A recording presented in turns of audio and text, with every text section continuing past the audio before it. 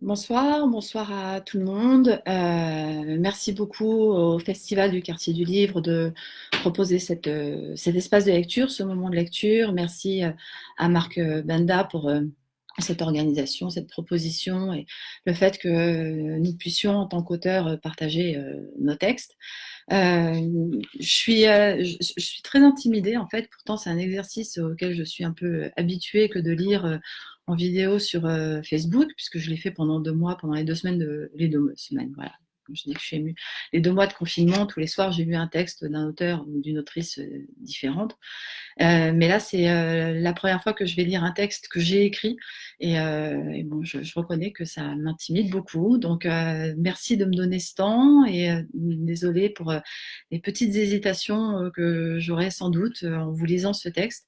Autant prendre le ton et le temps pour lire un autre auteur, ça m'a mise en joie pendant 2 mois. Autant me lire moi, voilà, ça m'intimide. En tout cas, je suis très heureuse d'être là ce soir.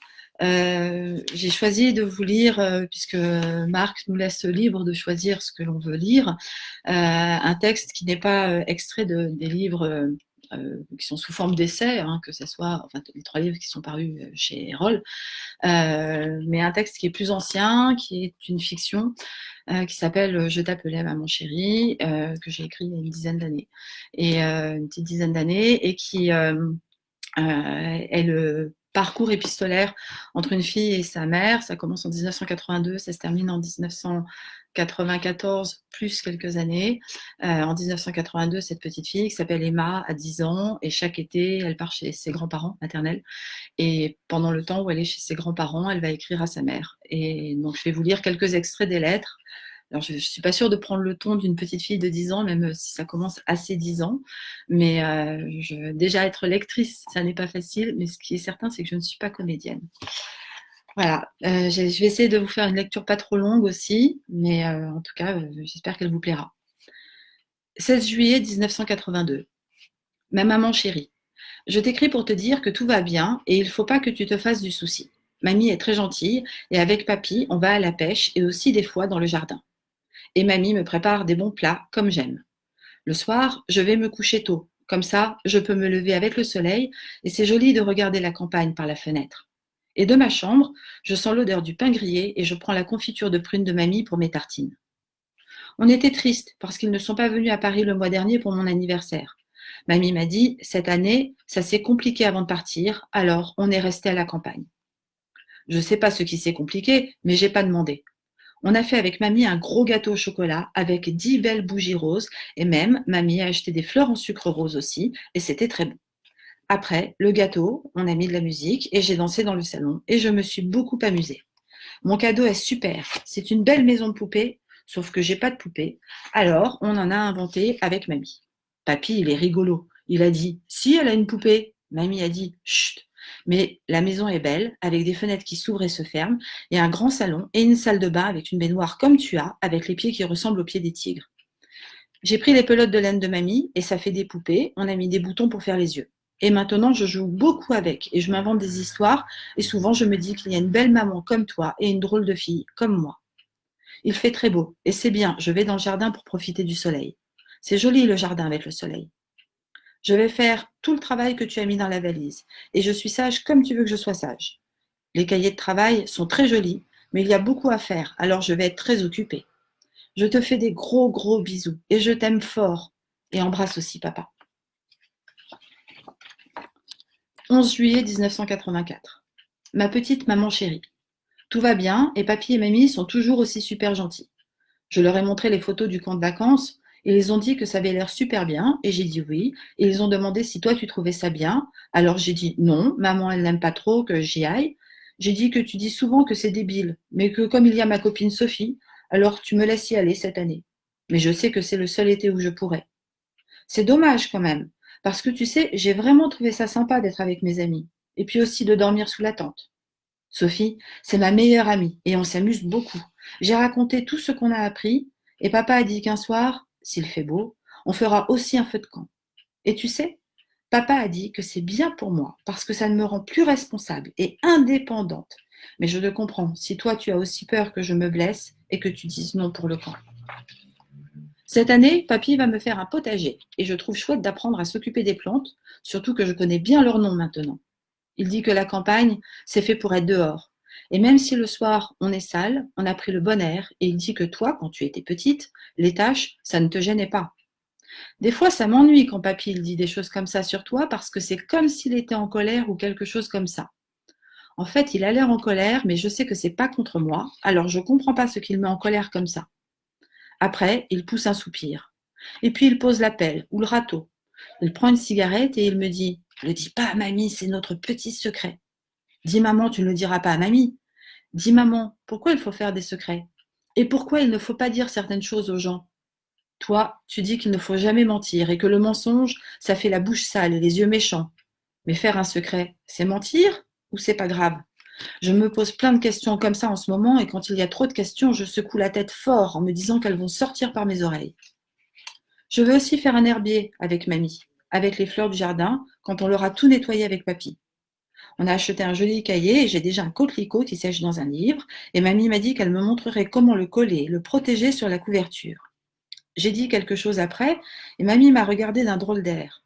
J'ai dit: Comme ça, je verrai le temps qui passe et les souvenirs qui sèchent. Je sais que mamie l'a dit à papy à un moment où elle croyait que je ne les entendais pas.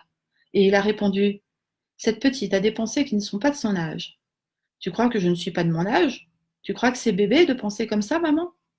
J'aimerais qu'on en fasse un dans un bac à Paris si tu es d'accord. Pas un herbier, un potager, hein, je sais que tu as compris. Je t'aime et je t'embrasse fort fort. Emma, ta collectionneuse de petites fleurs. 8 juillet 1987. Ma maman chérie, je suis bien contente d'être enfin arrivée, le trajet en train était un peu long. Mamie était à la gare avec papy. C'est bête qu'on ne se soit pas vu à Noël, ça fait une longue année, mais comme tu faisais les travaux à la maison, c'est vrai qu'il n'y avait plus de chambre pour eux. Je peux te le dire maintenant, je me suis demandé pourquoi ils n'iraient pas à l'hôtel à côté de la maison, mais c'est vrai que c'est cher, et tu payais déjà les travaux. Papy a repeint ma chambre, elle n'est plus rose mais blanche avec les meubles vert pâle. Ça fait plus grand, j'aime beaucoup, et c'est une belle surprise. Je leur ai tout de même dit de ne pas trop en faire, de toute façon, tout est toujours bien. Mamie m'a serré dans ses bras et m'a dit: L'important, la seule chose qui compte est que tu sois toi, pas une autre, seulement toi. Et cette fois, je n'ai pas de doute, je sais bien que ce n'est pas contre toi. Je n'aurai pas de cours de tennis cette année. C'est papy qui en a parlé en disant que toi, tu ne voulais pas, mais mamie s'est mise à tousser. Alors papy s'est tu et je ne sais donc pas pourquoi je ne pourrais pas apprendre à jouer au tennis. Peut-être mamie est-elle un peu enrhumée. Je m'occuperai bien d'elle, ne t'inquiète pas. Elle a souvent toussé comme ça ce soir. C'est curieux, c'est à chaque fois que papy commençait à parler. C'est sans doute qu'il y a beaucoup de poussière puisqu'il fait déjà très chaud et ça doit lui gratter la gorge. Quand j'y pense, souvent quand il parle ou que je parle de toi, ils se mettent à tousser, soit papy, soit mamie. Parfois, je me demande si c'est comme dans les films, s'ils veulent cacher quelque chose. Sérieusement, je ne pense pas. Mamie et papy ne me cacheraient rien. On n'a pas de secret. Tu te souviens de ce que tu m'as dit l'année dernière, je crois? Il ne faut pas avoir de secret, Emma. Il faut tout se dire, surtout entre enfants et parents. C'est comme ça que je peux te protéger si je sais ce que tu vis. De temps en temps, ils disent que je n'ai pas grand-chose à raconter sur mon année. Et puis mamie soupire en disant que ça ne l'étonne pas. Tu crois qu'en fait je fais des secrets et je ne m'en rends même pas compte? Tu crois qu'on peut faire une allergie aux mots? Je plaisante. Je sais bien qu'on ne peut pas être allergique aux mots. Les mots ne transmettent ni maladie ni poison. Les mots sont inoffensifs, amicaux et légers. Les mots s'envolent comme les oiseaux migrateurs. Ils partent loin et reviennent parfois. Mais ils ne sont plus les mêmes. C'est ce que je t'ai entendu dire l'autre soir à papa. Les mots s'envolent, les écrits restent. Je ne sais pas pourquoi tu lui disais, mais j'ai retenu la formule. Je vais défaire ma valise, alors je te laisse. Embrasse bien fort papa. 7 juillet 1991. Isabelle. C'est étrange de commencer cette lettre par ton prénom. Je me suis presque habituée à le dire lorsque nous nous parlons, mais jamais je ne l'avais utilisé pour t'écrire. Je me suis entraînée cet hiver, plusieurs fois de suite, en le répétant tout bas. Isabelle, Isabelle, Isabelle. Tu as beau me dire que nous avons l'âge d'être des copines, que je n'ai pas besoin de t'appeler maman, que tu préfères que je t'appelle Isabelle, j'ai du mal à m'y faire. Le dire est difficile, et l'écrire est encore plus compliqué. Comme si je parlais à une autre, à une femme que je connais à peine, ou à laquelle je dois me présenter. Je décris Isabelle en pensant maman, et c'est en pensant ce maman que je me revois, petite fille, à t'envoyer mes premières lettres, et à rêver en regardant par la fenêtre que tu allais arriver. J'espère que tu te sens mieux et que tes migraines sont moins fortes. Je sais que tu espérais et aurais aimé que je reste ce mois-ci à Paris près de toi, mais j'avais besoin de me reposer après cette année. Et j'avais très envie de voir papy et mamie. Revenir chez eux me ramène en enfance quelques heures. Ensuite, bien sûr, je profite de la maison, du jardin. Je suis occupée. Mais cette Madeleine de Proust me plaît énormément, j'en ai besoin. Plus petite, je trouvais parfois le temps long. Je me rends compte aujourd'hui de la chance que j'ai d'avoir des grands-parents comme eux, qui donnent tant et sans compter. Mes souvenirs sont tous plus merveilleux les uns que les autres, et mes meilleurs moments, c'est ici que je les ai vécus, même si bien sûr avec toi, ils auraient pu être encore meilleurs. Si tu continues à avoir mal à la tête aussi souvent, tu devras aller voir le médecin avant que nous ne nous alarmions pour rien. Tu pourrais peut-être aussi prendre quelques jours et venir te reposer ici. L'air frais et sain te ferait le plus grand bien. J'ai en tête ces dernières semaines. C'est vrai que j'ai été moins à la maison cette année pour pouvoir être auprès de lui. Je voulais profiter de papa. Cette peur au ventre permanente que ce soit la dernière fois, chaque fois. Tu me rassurais et voulais me protéger aussi en me disant que je passais bien trop de temps avec lui et que je devrais espacer mes visites, ne serait-ce que pour éviter de le fatiguer. Mais c'était plus fort que moi. Mamie aussi a besoin d'être aidée. Tu sais, mes grands-parents ont beaucoup changé cette année. Pendant le déjeuner, papy a dit qu'il regrettait que tu ne viennes jamais les voir. Ils n'ont plus la force et l'envie de venir à Paris. Le bruit leur fait peur maintenant. Ils sont tellement habitués au calme de leur campagne. Je les comprends. Après l'agitation permanente de la ville, être ici, dans une campagne si reposante, si douce, donne le temps de se ressourcer, de réfléchir. Il faudrait que tu viennes. Je suis certaine qu'à toi aussi cela ferait le plus grand bien. Ici, on peut pleinement penser à soi. Donne-moi de tes nouvelles. Promets-moi de consulter si tes migraines ne cessent pas. Et, excuse-moi si je te le redis, je sais que tu fais au mieux, mais si tu pouvais trouver du temps pour venir, je suis tellement certaine que le grand air te serait profitable. Je m'inquiète pour toi, maman. J'aimerais que tu n'aies pas mal. J'aimerais faire passer ton mal. J'aimerais faire disparaître ce qui te fait souffrir et nous fait souffrir pour toi. Je t'embrasse fort, Isabelle. Emma. 19 juillet 1994. Maman, Isabelle. Je t'écris à nouveau, comme je l'ai fait chaque été de chez papy et mamie, et ce, depuis 13 ans. Tant de lettres restées sans réponse, tant de maudits, tant de larmes, tant d'espoir, tant de tout de moi que je te donnais, tant de rien de toi que tu m'adressais. Celle-ci est la dernière, maman, et je te dispense d'y répondre. Tu peux cette fois le prendre comme un ordre, ça m'est égal. Non, ça ne m'est pas égal. Ce n'est pas un ordre. C'est une supplique. Je te supplie, maman, de ne pas répondre à cette lettre. Je te supplie de garder tes conclusions et tes remarques pour toi. Je te supplie de me laisser enfin être moi, de me laisser. Et si je le pouvais, je te supplierais de ne plus être ma mère. Je te supplie pour une chose et une seule, avoir un brin de décence, d'humanité, un instant. C'est ma dernière lettre, la plus longue, la plus sincère. Si tu y réponds, je n'irai pas ta réponse. Je n'irai plus tes mensonges et tes inventions. Tu te souviens de l'année où, encore émerveillée par toi, je répétais sans comprendre, les mots s'envolent, les écrits restent, tous tes mots envolés, subtilisés, car jamais partis. Tous tes mots lancés comme des coups près, tes mots que rien n'efface, quoi que tu dises. Aucune excuse ne compte. Rien n'est valable pour pardonner tes méchancetés, tes monstruosités, tes absences, tes dénis, tes faux oublis, et tous ces souvenirs que j'ai, moi dans tes bras, moi contre toi, moi riant, sans jamais une photo, jamais de traces, rien que tes mots, toujours tes mots, mais que tes mots.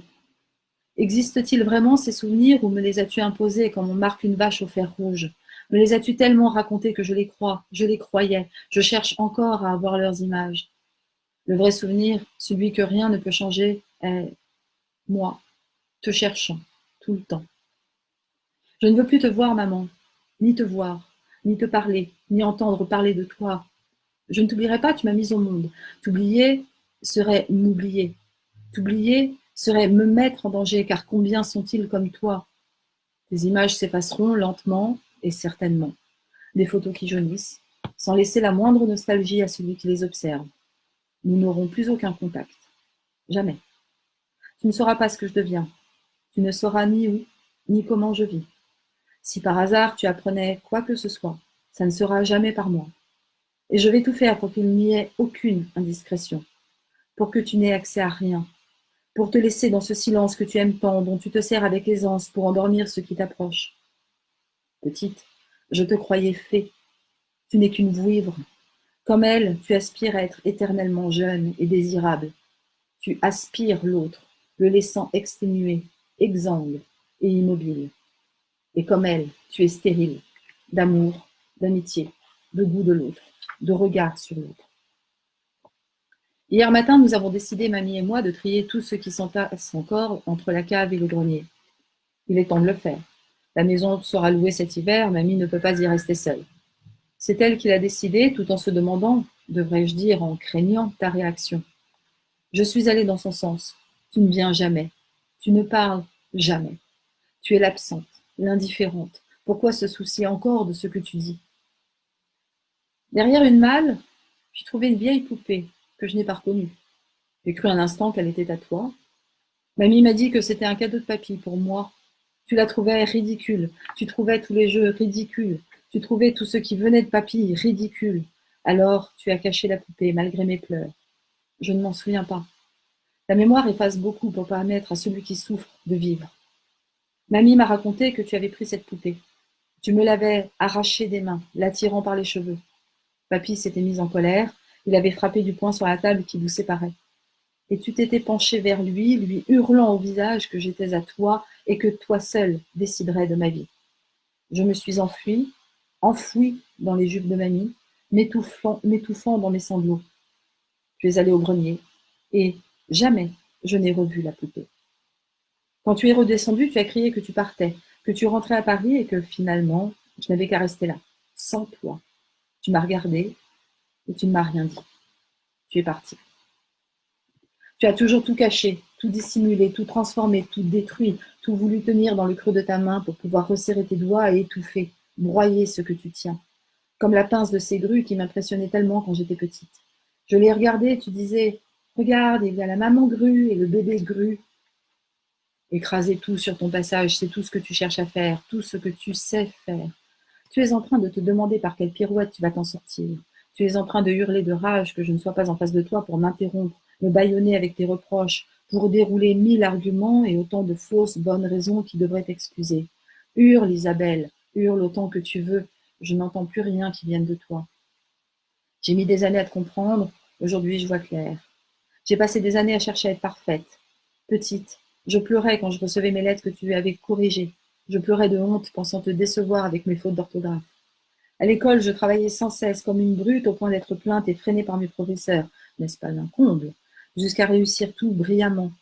Te souviens-tu de mon bac français? Il fallait que je te remercie, que je te dise que sans toi, je n'y serais jamais parvenue, que tu t'attribues les récompenses pour mes notes, maman, pas les tiennes, mes notes, mon travail. J'essayais en vain de correspondre à ce que tu attendais de moi, du moins, ce que j'imaginais être ce que tu attendais. Car je sais aujourd'hui que quoi que je fasse, quoi que j'aie tenté, rien ne serait jamais allé. Tu aurais toujours cherché à critiquer et à démolir ce que je faisais. Tu ne voulais pas que j'aie d'amis, tu jetais sur les autres des jugements extrêmes, et je te croyais, et je me pliais encore à tes volontés. Tu ne voulais pas que je m'amuse.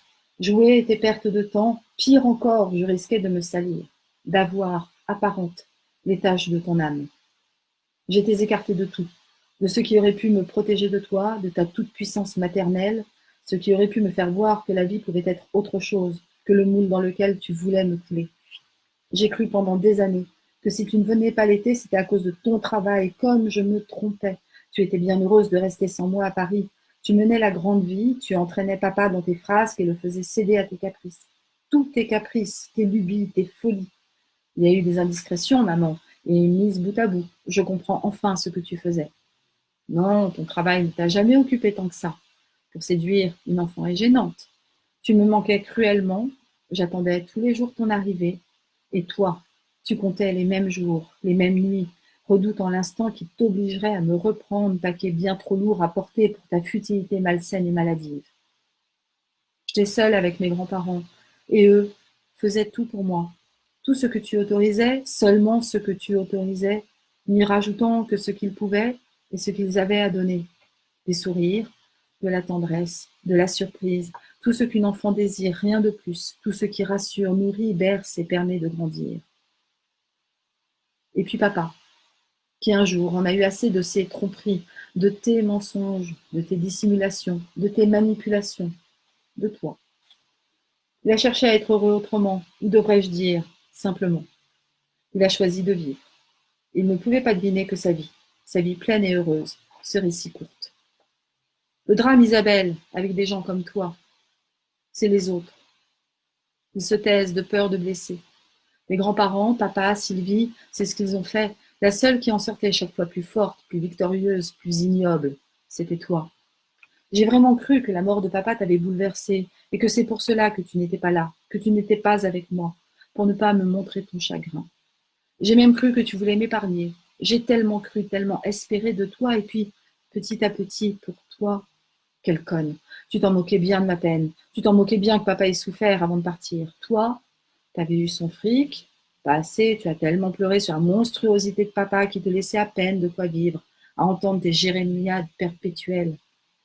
Tu avais Daniel. Tu venais de faire ton premier lifting et te connaissant, j'imagine qu'il y en aura d'autres. Tu voulais juste la belle vie. Quand papa nous a quittés, je ne m'en rendais pas encore compte. Je refusais de comprendre. Tu es ma mère. Comment pouvais-je t'imaginer mauvaise? C'est moi qui le devenais en me mettant à y penser et je culpabilisais de faire de toi la méchante. J'ai eu plus de peine quand papy est tombé malade et que jamais, jamais tu n'es venu malgré mes lettres et mes demandes. Tu as laissé mamie avec sa souffrance et sa fatigue. Tu as laissé papy qui luttait, qui t'attendait toi. Jusqu'à la fin, il espérait et s'en voulait d'espérer l'impossible. Un adulte ne rêve plus, Emma. Un adulte crève de ses rêves, s'il n'a que ses rêves pour vivre. Voilà ce qu'il a murmuré peu de temps avant la fin. Tu m'as laissé me débattre et trouver des solutions, et tu n'es pas venu. Je t'en ai voulu cette fois, et je n'ai pas culpabilisé de t'en vouloir, de te reprocher cet abandon. Ce n'était pas le premier. Mais je ne le savais pas. J'ai tellement oublié pour pouvoir pardonner. À l'enterrement, beaucoup m'ont demandé qui tu étais. Absente du village depuis si longtemps, transformée par ta coiffure, tes vêtements de marque, ton maquillage ostentatoire, ils ne reconnaissaient pas la jeune fille que tu avais été. Une fois encore, j'ai voulu te défendre. Malheureusement pour toi, j'ai grandi. Tes ordres, tes contre-ordres, ta mauvaise foi, ton déni permanent de tes actes, tes paroles, tes silences, ton refus de discussion, tes argumentations, tes propres contradictions, tes paradoxes, ta manière d'accuser, de mettre en tort toujours, tout de suite, tout ce qui est, ce qui n'est pas toi, un odieux mensonge. Mamie et papy qui disaient tant de choses que je ne comprenais pas, petite. Parfois, je leur en voulais tellement, je les trouvais méchants avec toi. Ils souhaitaient juste me protéger, me donner tout ce que tu avais rejeté venant d'eux et tout ce que tu me refusais. De toutes ces choses, une en particulier m'a été donnée et apprise par eux, une dont tu ne connais rien jusqu'au sens même, l'amour. Une dernière chose. Sans doute aurais-tu aimé que je rencontre un homme qui te ressemble, avec lequel tu aurais pu t'allier pour mieux me détruire encore. C'est raté, Isabelle. J'ai rencontré un homme qui sait aimer. Et je sais reconnaître ce sentiment. Papa me l'a appris, comme papy et mamie. Je serai heureuse sans toi. À un moment, je pensais pouvoir encore écrire avec ou sans toi. Ce sera sans toi, c'est tout. Non pas que tu ne veuilles pas me voir. D'ailleurs, je me fiche de ce que tu veux, ça ne compte plus pour moi. C'est moi qui ne veux pas. Tu as rendu tes parents malheureux et malades. Tu as brisé papa. Tu as voulu me posséder et m'écraser. Aujourd'hui, je te laisse. Je vais veiller à ce que plus jamais tu ne me nuises. Je vais veiller à ne plus veiller sur toi. Et je ne reviendrai jamais. Adieu, Isabelle. Il y a une dernière lettre, plus récente. Voilà. Je vous remercie beaucoup pour votre écoute. Merci encore, Marc, pour cette organisation. C'est regrettable que le Festival du Quartier du Livre, qui en principe aurait dû se terminer hier, d'ailleurs, à la mairie du 5e, n'ait pas pu avoir lieu, mais on sait pourquoi. J'en profite pour remercier Florence Berthoud, Sophie Lecourt et toute l'équipe de Sophie pour ce qu'elles font chaque année pour ce festival. Et puis, j'espère qu'on se retrouvera tous l'année prochaine à la mairie et je vous souhaite une très belle fin de journée. À bientôt.